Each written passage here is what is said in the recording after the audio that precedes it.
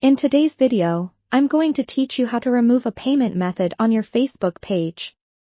This can be incredibly useful if you want to update your payment details or simply wish to remove old or unused payment information from your account. We'll go step by step through the process, ensuring that you have everything you need to successfully manage your payment options. First things first, you'll want to log into your Facebook account. Make sure you're using the credentials associated with the specific page you intend to manage. Once you're logged in, navigate to the top right corner of Facebook. Here, you'll see a downward-facing arrow. Click on it. This will open up a drop-down menu where you will select Settings Privacy, and then click on Settings. Now that you're in the Settings menu, look to the left-hand side of your screen. You'll see various options listed. Click on Payments. By selecting this option, you will be directed to the payment settings for your Facebook account. Here, you can view and manage all linked payment methods. Once in the Payments section, you will see a tab labeled Account Settings. Click on this.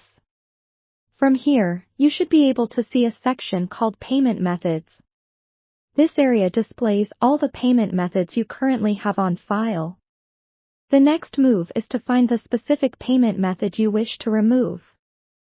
Carefully scroll through the list, and once you've identified the payment method you no longer wish to use, you'll notice an option to remove it.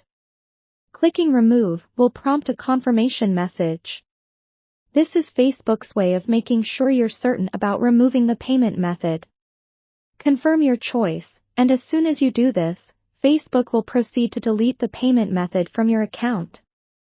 Once the payment method has been removed, you can double-check to ensure it's no longer listed by refreshing the page. It's always good practice to confirm that the changes have taken effect. Take a moment to look over the remaining payment methods, if any, to ensure everything appears correct. And there you have it.